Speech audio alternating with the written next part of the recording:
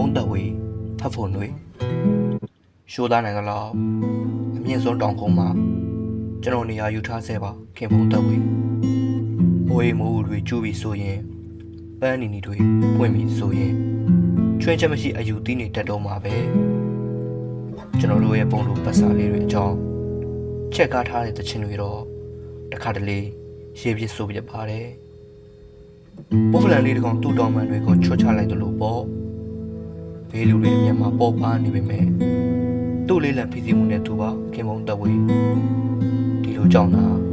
ကျွန်တော်မိကိုရှာဖွေတွေ့ရှိခဲ့ပါတယ်ကန်သုံးစင်ကိုရောက်ဖြစ်ခဲ့သေးတယ်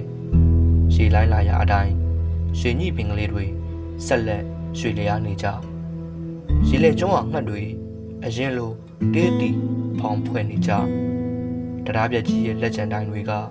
ရေလဲမှာထိုးထိုးထောင်ထောင်နဲ့လမ်းပြီးနှုတ်ဆက်တယ်အင်မတန်ထိချင်လာပေမဲ့အခုထိပြိုလဲခွင့်မရသေးပါဘူးကွာတဲ့တချို့လူတွေအတွက်တော့လမ်းခွဲတယ်ဆိုတာလွယ်လုံးပါတယ်ကိုအေးဖို့ကိုရှင်းပြီးထပြန်ကြရုံပဲ